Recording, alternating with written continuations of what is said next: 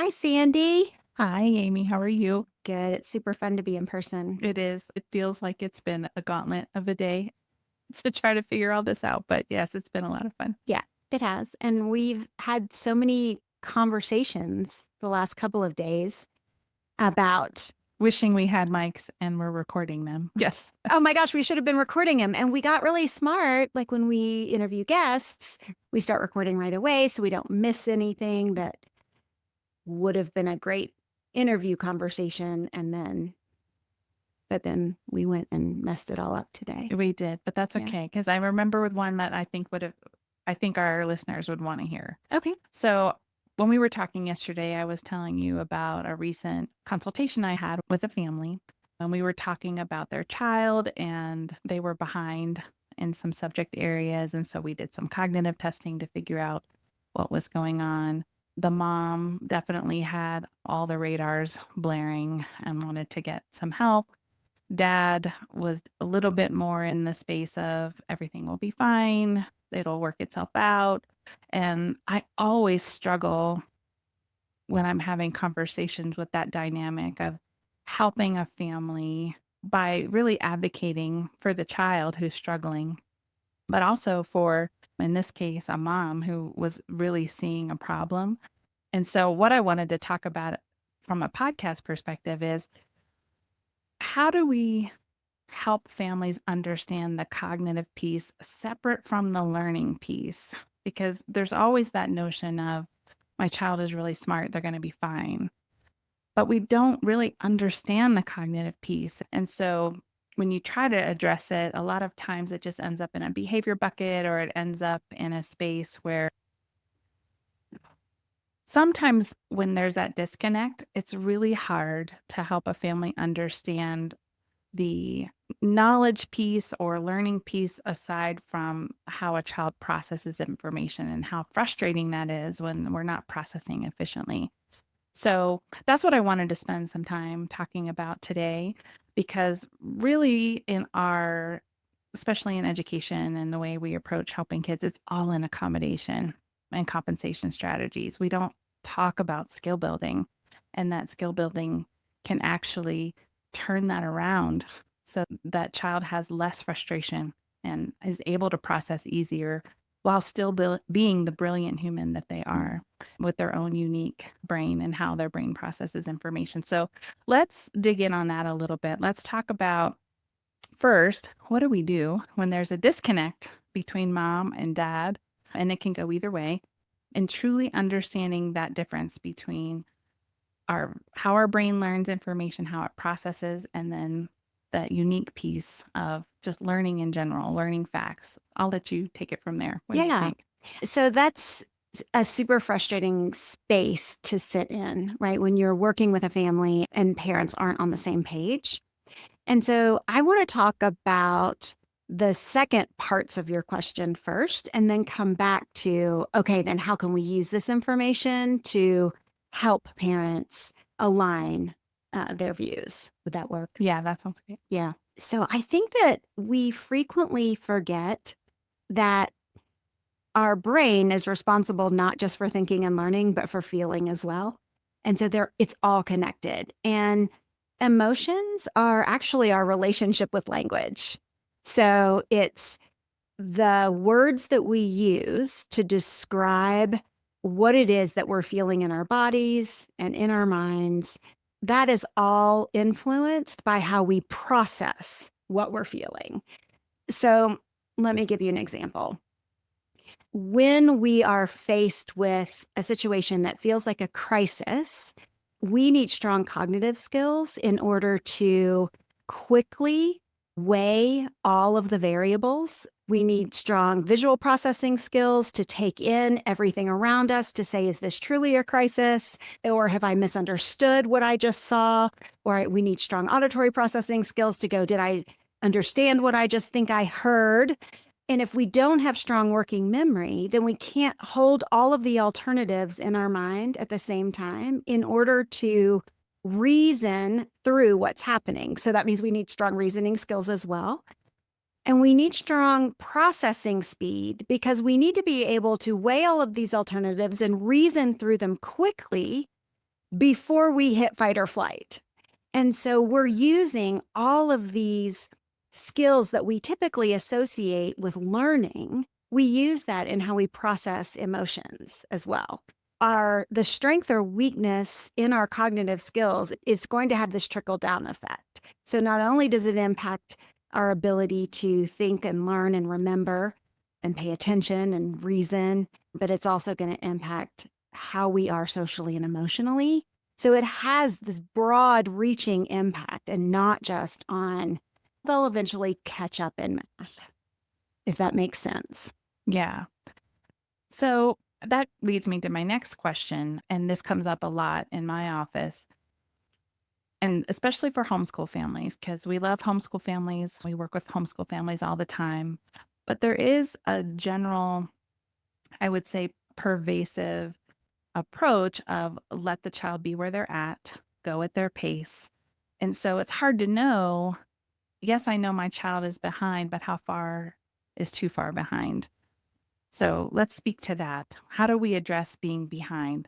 Because we want both things. We want to be able to meet them where they're at, but we also want to prepare them for the future and make sure that eventually they're catching up. Yeah, absolutely. So I think recognizing that a child is behind in a certain season is different than recognizing that my child is behind in all subjects, in all areas of development, and has been for a long time. And so if it's because, hey, my child is really struggling with this math concept, so it's taking us longer to get through these 3 chapters, for example. So my kid is falling behind. That is not a red flag to me. That's just saying, hey, this is a difficult skill, and some skills take longer to learn than others. And do we need to go back and revisit some of the prior skills that now have spiraled around to build on this new one? Because maybe they didn't catch that prior one enough in order to be able to master this one, right? So, yes, we're 2 or 3 weeks behind. That's okay. It's when it becomes a pattern across multiple subjects where we are not making progress. My child is struggling not just in math, but in language arts and in social studies and in science and in social skill development, right? Like you're seeing this pattern of struggle in more than one area, then that's when you need to say, what do we need to do? What are we missing? What skills doesn't my child have that they need in order to catch up? So I think we need to first say, hey, is this a pattern? And is it happening in more than one area? Or is this just a season in a subject? So I think let's differentiate that. Okay. My guess is those parents wouldn't be sitting in one of our offices if it was just a short season in one subject. So then we have to say, okay, how long has this behind pattern been happening? And what does it look like? So is it just that they haven't been able to master these tasks? Or is it beginning now to impact their self-esteem? Are they becoming emotionally dysregulated because their frustration levels are so high that now it is bleeding out into our conversations as a family? It is bleeding out into their social development with their siblings and their peers.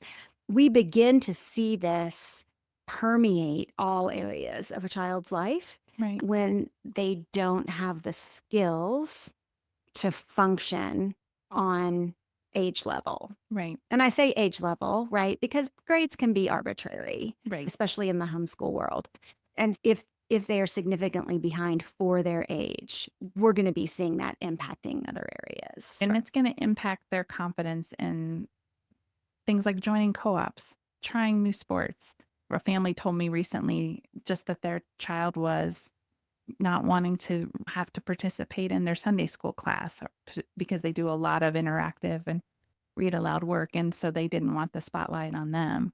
I had a consult years ago where the family didn't really realize how much it was impacting their child until they had to make a big life adjustment.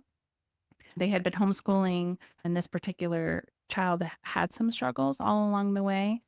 And because of life circumstances, they were having to make a decision to put them into private school. And that's when everything came apart because that child was able to then express, no, I don't feel like I can accomplish that and do it well. And so they had sought us out for some help in that regard. Because I don't think kids often will share what their struggles are in that kind of depth. So sometimes I think as a parent, it's easy to think everything's okay, that we're just accommodating and we're compensating and things are fine. And we're not really getting to the heart of how the child feels about their ability to process as compared to their peers. Yeah. Would you agree? Yeah, absolutely.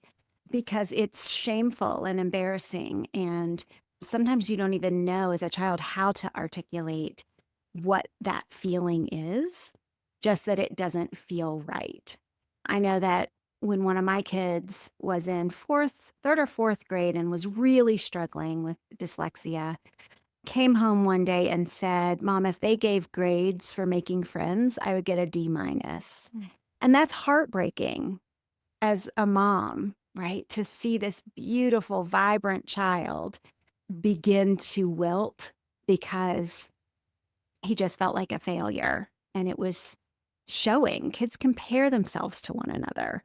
And then if you're a homeschool family, you don't necessarily see that comparison, but your child will still feel like a failure if they aren't capable of performing or mastering a lesson. They're going to see your frustration at thinking maybe this is the wrong curriculum, or maybe I don't have the correct instructional skills. But when we've changed curriculum last year and this year and the next year, we've learned new instructional strategies and the struggle is still there, then it's probably in the brain. It's not in the books. And we talk about that all the time, right? That when we can identify the root cause of that struggle, then we can see not only the struggle in learning and thinking change, but the whole world opens up at that point. So let's talk about that. Let's talk about the long game. Accommodations are great. Compensation strategies are great. They're helpful, but I think they're more short term and immediate. They're like what we need to do to survive this thing that we're working on right now. But eventually we have to build the skill that we need so that long term, I don't need that accommodation or compensation. So, from your perspective, what do you see as that long term building strategy? Yeah. So let's use extra time for an assignment or a test as a very common accommodation, especially for kids with ADHD. And so what that does is it says, okay, my brain cannot stay on task. Therefore, my mom or my teacher have given me extra time to accomplish this task. That decreases motivation to get that task done because the ADHD brain says, oh, I have 2 more weeks. There's no reason for me to work on this now. The ADHD brain works best under pressure. So they're going to wait, right, until the day before it's due and will start it then and get it done in one day, 2 weeks later. If you can start and finish a task in one day, 2 weeks later, that means you can probably start and finish a task in one day, the day it's due or the day before it's due, right? So, in fact, that's called Parkinson's law, that the time required for a task will contract or expand to the amount of time allowed for that task. And so the ADHD brain functions under Parkinson's law all the time. So it decreases motivation, number one. It sends a message, hey, you're not capable of getting this done in the amount of time that everyone else is. And that impacts self-esteem and self-confidence and self-efficacy for learning, for sure. And we aren't always going to have extra time to complete tasks in the real world. So we aren't necessarily going to have that kind of time in college unless we also ask for accommodations in college. And that is not the same as accommodations in high school. So accommodations in K through 12 are governed by the Individuals with Disabilities Education Act, IDEA, but it switches to the ADA, Americans with Disabilities Act, in college because you're now an adult. And so it functions a little differently. Those typically are not automatically given. You have to ask each individual professor to use an accommodation every time you need to use it. That can create stress and anxiety and fear and shame. And so you're either using it all the time, which is stressful, or you're worried about having to talk to your professor about using it. So then you don't use it, which is stressful. And then once you get out into the world and you have a career, if you have a job that's time sensitive, you're not going to be able to have extra time to complete a task. And when we think about accommodations in the short term, it seems reasonable. Sure, okay, they can't stay on task, so we're going to give them a few extra days or an extra 2 weeks to get this done. But when you think about the long game, when you think about it years later, decades later, if we don't come and address the root cause of why we can't stay on task and accomplish something in a set amount of time, this struggle is going to be why we get fired from job after job, or this struggle is going to be why coworkers are frustrated with us again and again, or if we volunteer at an organization and we can't meet a deadline, right? People will be frustrated that we aren't dependable. This has long-term implications for our friendships and for our relationships at work and our ability to hold a job. And oh, when we have our own kids, right? Our kids are going to have deadlines. And so we can't just say, I didn't get around to writing that check for soccer camp. I need an extra 2 weeks to do that. That's not the reality. So we have to go back and look at what is the cause of not being able to stay on task and address that, not accommodate that. So, in thinking about that long-term strategy of there's the piece where we're handling the situation that's in front of us right at the moment, and we're trying to get through that. But we also want to keep in mind that we're building something long-term and we don't want to create a problem for our child down the road. And back to my original example, what happens when you have two parents in disconnect about that? If you have a parent who thinks, everything's fine, going at the slower pace is fine, but you have a parent who's clearly seeing this is a problem and it's causing me stress, it's causing the child stress. How can we help get parents on the same page? Yeah. So I would encourage the parent who recognizes that it's a problem to talk about what it is that they truly fear. And so for them to be able to share what I truly fear is that my child will not be able to function independently when they're older, that opens up a different part of the conversation. What would that look like? And so when the other parent sees it as a fear, it's no longer, I think my kid needs this in the moment, but I'm fearful for their future. And here's why. That might be a conversation that no one has helped mediate before, that it may just be once there's a disagreement and an argument ensues, the other person stops listening, right? Once we start arguing, we stop listening to each other. And to be able to mediate, here's why I'm concerned, here's why I think that we should address this now. Then you can step in at that point and say, hey, I want to tell you what research shows that in the absence of an intervention, these struggles tend to continue to worsen. And so it's a lot easier to catch things early than it is to catch them later. Not only remediate a weak cognitive skill later, but then you have to go back and look at all the content that was missed, right? Whereas if you catch it early, you can remediate the cognitive skills and then a little bit of catch-up time, and then your child then begins processing all of the content on age level.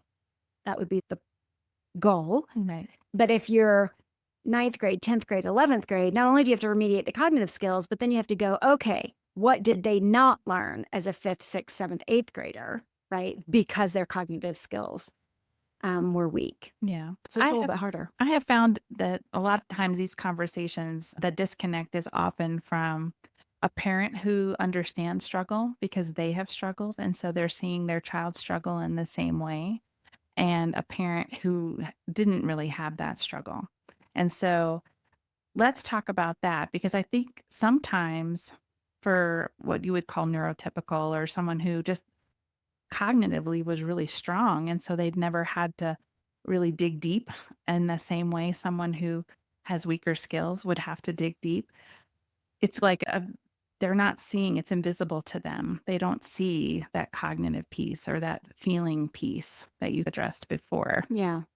Yeah, and it is hard to ask someone to step into a struggle that you had 20, 30 years ago, maybe, but it is helpful to describe, hey, I want to share how hard this was for me and how it impacted me. And I don't want that for our child. I was bullied. I had low self esteem. I had struggles with friendships, right? Whatever the actual issue was, to be vulnerable and honest about it can go a long way in some relationships. Are you going to have parents who are not going to ever get on the same page? Sure, absolutely. And so I What can you do? humans are Yeah. human. Yeah. Humans are going to continue to human. And we have So, perspectives and yeah, and for the parent who doesn't seem open to seeking an intervention, then that conversation can be the same as well. What do you fear by trying? Right? Because it could be financial, it could be the time commitment, right? It could be not just that they don't think it's worth doing or that it wouldn't be valuable, but it could impact their schedule and their lives in a way that makes them think, how will I get everything else done? Or how will we pay for everything else? Or so to be able to help them be vulnerable about what they're fearing, then they can problem solve. But it's only when you get it all out on the table and say, okay, you're fearful of this and you're fearful of this. How can we compromise? How can we meet in the middle and to some help the child? and sometimes when it's coming from two loving parents who, are invested in their family and in their child, one is having fear because they're recognizing the hardships and the difficulty. There's also the other side of the coin, perhaps, where that parent is seeing the blessing, is seeing the uniqueness, is seeing the individuality and not wanting to squelch that. So let's talk about that. Remediation doesn't change who someone is fundamentally. Yeah, absolutely. Right. I think that's a really good point. We're not trying to change the person. We're trying to help Yeah. make it less of a struggle. Yeah. So your personality doesn't change because you who you are fundamentally at the core doesn't change because you have stronger cognitive skills. So there is this trend on social media to call whatever the diagnosis is a superpower. And so I think that if you are approaching your child's diagnosis as a superpower, then the idea of changing anything about that child's diagnosis then is going to make them lose this superpower. What's making them unique, what's making them special. And the reality is they're still going to be unique and they're still going to be special. And it doesn't change a diagnosis to strengthen some weak cognitive skills. It changes the struggle associated with the diagnosis. And the reality is it isn't a superpower, it's a struggle. And to not say it's a struggle is to not see the struggle. What is a superpower are those things that your child excels in, those things that your child does well, that bring them joy, that they accomplish and succeed in despite the struggle. And so I think that we have to shift our focus to, right, what is it that you're really great at? What is it that's so great about you? Focus on that as the superpower, and then work over here and say, I notice that you're struggling and I want to help with this. Yeah. Because what we're trying to do is unshackle them, right? Because that's the issue with the processing side of the equation, is that it can shackle them and their ability to function successfully in as an efficient way as possible. We want them to be able to soar. have less frustration Yeah, and use their unique gifts in a more abundant way. I love that. Yeah.